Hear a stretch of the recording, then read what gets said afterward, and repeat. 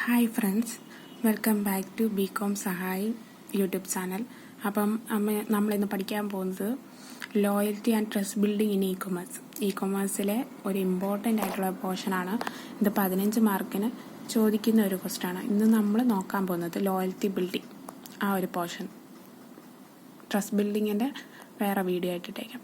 അപ്പോൾ loyalty building എന്നാന്ന് ഇത്രയും പഠിച്ചാൽ മതി. ഞാൻ അണ്ടർലൈൻ ചെയ്തേക്കുന്നത്, it is the important to have loyal committed customers to your products and brand who will make repeat purchase, loyal tendency to bargain, who will patronize other product of the company and also will publicize the credibility of the company. അപ്പോൾ ആദ്യം പറയുന്നത് ലോയൽ ആയിട്ടുള്ള ഒരു customer നമ്മുടെ product പിന്നെയും വാങ്ങുകയും പിന്നെ ഈ ബാർഗെയിൻ ചെയ്യാനുള്ള പൈസ കുറയ്ക്കാനുള്ള ആ ഒരു ടെൻഡൻസി അവർക്ക് കുറയുകയും ചെയ്യും. കാരണം ലോയലായിട്ടുള്ള ഒരു കസ്റ്റമറാണ്. നമ്മുടെ പ്രോഡക്റ്റിന് ആ ഒരു ലോയൽറ്റി ഉണ്ട്. നമ്മുടെ പ്രോഡക്റ്റിനും ബ്രാൻഡിനും ആ ഒരു ലോയൽറ്റി ഉള്ളതുകൊണ്ടാണ് കസ്റ്റമേഴ്സ് റിപ്പീറ്റായിട്ട് പർച്ചേസ് ചെയ്യുകയും പിന്നെ ബാർഗെയിൻ ചെയ്യാനുള്ള അവരുടെ ആ ഒരു ഇത് കുറയുകയും ചെയ്യും. പിന്നെ പബ്ലിസൈസ് ചെയ്യും നമ്മുടെ കമ്പനിയെ. പബ്ലിക്കിൻ്റെ മുമ്പിൽ ഇത് വലിയൊരു സംഭവമായിട്ട് അവർ പറയും. കാരണം ലോയലായിട്ടുള്ളൊരു പ്രോഡക്റ്റാണ് നമ്മൾ മാർക്കറ്റിൽ ഇറക്കിയിരിക്കുന്നത്.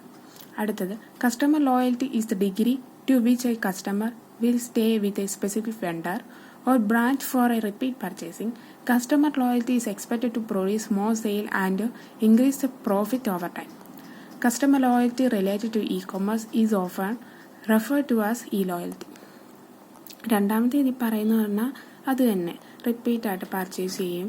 പിന്നെ കസ്റ്റമർ അവർ എക്സ്പെക്റ്റ് ചെയ്യുന്നത് നമ്മളെ പ്രൊഡ്യൂസ് ചെയ്യണം, മോർ സെയിൽസ്, കുറേ സെയിൽസ് ഉണ്ടായിരിക്കണമെന്നാണ് ഒരു ലോയൽറ്റി ആയിട്ടുള്ള കസ്റ്റമർ എക്സ്പെക്റ്റ് ചെയ്യുന്നത്. പിന്നെ ഇൻക്രീസ്ഡ് പ്രോഫിറ്റ് ഓവർ ടൈം. പിന്നെ കസ്റ്റമർ ലോയൽറ്റി റിലേറ്റഡ് ടു എന്ന് പറഞ്ഞാൽ കസ്റ്റമർ ലോയൽറ്റി എന്ന് പറഞ്ഞാൽ ഇ കൊമേഴ്സിൻ്റെ ഒരു ഇതാണ് ഭാഗമാണ്.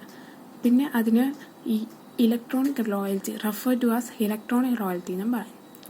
ഇനി അടുത്തത്, to create e-loyalty, the most important prerequisite is customer satisfaction.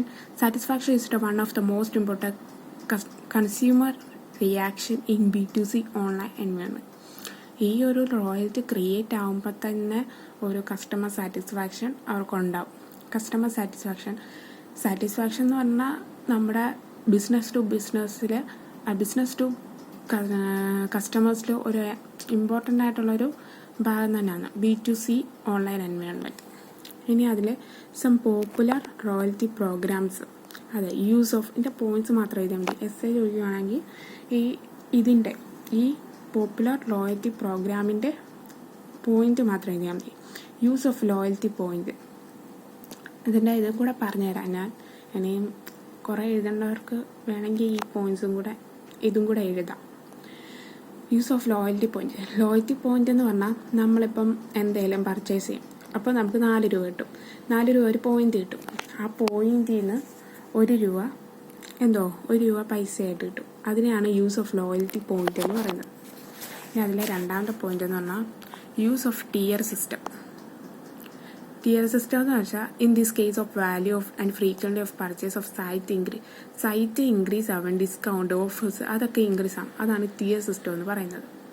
ഇനി ചാർജ് ആൻഡ് അപ്ഫ്രണ്ട് എമൗണ്ട് എന്ന് വെച്ചാൽ ഈ VIP ബെനിഫിറ്റ് ഒക്കെ ഇല്ലേ, ഈ ആമസോൺ പ്രൈം അതൊക്കെ ഉദ്ദേശം. അതിൻ്റെ ഒരു എക്സാമ്പിൾ ഇവിടെ കൊടുത്തിട്ടാണ്. ആമസോൺ പ്രൈം മെമ്പേഴ്സ് എൻജോയ് ആ ഒരു ചാർജ് ഇപ്പം 199 രൂപയ്ക്ക് ചാർജ് ചെയ്ത ആ ഒരു ചാർജ് ചെയ്യുമ്പോൾ ആ ഒരു ബെനിഫിറ്റ് കിട്ടത്തില്ലേ, അത്.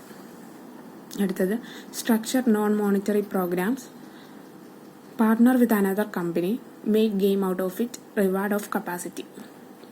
ഇതൊക്കെയാണ് പോപ്പുലർ ലോയൽറ്റി പ്രോഗ്രാംസ്. ഇതിൻ്റെ പേര് മാത്രം എഴുതുന്നതായിരിക്കും നല്ലത്. ഇനി അടുത്തത്, എസെൻഷ്യൽ ഓഫ് ലോയൽറ്റി ബിൽഡിംഗ്. അതിൽ ഞാൻ കുറച്ച് പോയിന്റ് പഠിച്ചിട്ടുണ്ട്, അതൊന്ന് പറഞ്ഞുതരാം. Solve complaint of the customer, അവിടെ വരെ പഠിച്ചാൽ മതി. സോൾവ് കംപ്ലൈൻറ്റ് ഓഫ് ദ കസ്റ്റമേഴ്സിൻ്റെ കംപ്ലൈൻറ്റ്സ് ഒക്കെ പരിഹരിച്ചു കൊടുക്കുക. Keep the customer updated and informed about the different offers and other product customers update ചെയ്യുക, ഇൻഫോം ചെയ്യുക ഏതൊക്കെ ഓഫേഴ്സാണ് പ്രോഡക്റ്റ്സ് ആണോ ഉള്ളതെന്നൊക്കെ. കസ്റ്റമേഴ്സിനെ എപ്പോഴും അപ്ഡേറ്റ് ചെയ്തുകൊണ്ടിരിക്കണം. Be reliable and credible towards customers. Reliable ആയിരിക്കണം, സത്യസന്ധതയോടായിരിക്കണം, ക്രെഡിബിൾ ആയിരിക്കണം കസ്റ്റമേഴ്സിനോട്. Reward them for repeat visit and for referring your product to someone. Reward കൊടുക്കുക റിപ്പീറ്റായിട്ട് വിസിറ്റ് ചെയ്യുന്ന ആൾക്കാർക്ക് വേണ്ടി. പിന്നെ റെഫർ ചെയ്യുന്നവർക്കും പ്രോഡക്റ്റ് റെഫർ ചെയ്തേ, ഇപ്പം ഗൂഗിൾ പേയിലൊക്കെ റെഫർ ചെയ്താൽ 200 രൂപ എന്തോ കിട്ടത്തില്ലേ. അപ്പം അതുപോലെ റെഫർ ചെയ്താൽ അങ്ങനെ പൈസയും കൊടുക്കുക, റിവാർഡ്സ് ഒക്കെ കൊടുക്കുക. Ask feedback on product purchase and display as it online customer reviews on future base. പിന്നെ ഫീഡ്ബാക്ക്, ഒരു സാധനം വാങ്ങിച്ചാൽ അതിൻ്റെ ഫീഡ്ബാക്ക്, പിന്നെ ഓൺലൈൻ കസ്റ്റമർ റിവ്യൂസൊക്കെ OCR online customer reviews future ഇനി ഭാവിയിൽ മേടിക്കുന്ന ആൾക്കാർക്ക് വേണ്ടിയാണ് ഇങ്ങനെ ഓൺലൈൻ റിവ്യൂസൊക്കെ കൊടുക്കുന്നത്. ഇനി അടുത്തത് loyalty reward like mileage point, pay back point which customer and convert into money equivalent. അപ്പം റിവാർഡ്സ് ഒക്കെ കൊടുക്കുക, mileage points, pay back points, അതൊക്കെ അത് കസ്റ്റമേഴ്സിനെ കൺവേർട്ട് ചെയ്യാൻ പറ്റും പൈസയായിട്ട്. ഞാൻ 2 പോയിന്റ്സും കൂടെ എഴുതിയിട്ടുണ്ട്. Be honest and open in communication, deliver on promises and B reliable. Be honest ആയിരിക്കുക, കമ്മ്യൂണിക്കേഷനിലൊക്കെ സത്യസന്ധതയോടെ പെരുമാറുക, നല്ല ഭാഷയിൽ സംസാരിക്കുക, അതൊക്കെ ചെയ്യുക. Deliver on promises and reliable. Promises reliable ആയിട്ട് ഇരിക്കുക. അടുത്തത് maintain quality and product services of behaviour. Quality, നല്ല ക്വാളിറ്റി, അത് പ്രോഡക്റ്റ് ആയാലും സർവീസ് ആയാലും ബിഹേവിയറിലായാലും എല്ലാം ഇവിടെ 2 പോയിന്റ്സ് കൊടുത്തിട്ടുണ്ട്. നിങ്ങൾക്ക് വേണ്ടി ഞാൻ വായിക്കാം. E-commerce website must provide integrated service. E-commerce site എന്ന് പറഞ്ഞാൽ ഒരു ഇൻ്റഗ്രേറ്റഡ് സർവീസാണ്. The old working hours squeeze on consumer, long travel to and fro home, heavy workload, family obligation, household management is pushing consumer towards integrated service that speed up upon financial procedures. These integrated services contribute cementing the customer relationship. നല്ല relationship ഉണ്ടാക്കിയെടുക്കുക, അതൊക്കെയാണ് അതെന്ന് പറയുന്നത്.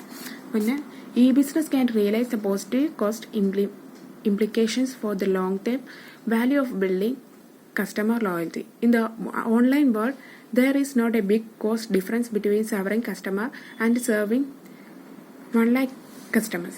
Clearly, marketers must do work on building a loyal customer base, not only the order to maintain the existing base, but also in order to attract it to potential customers.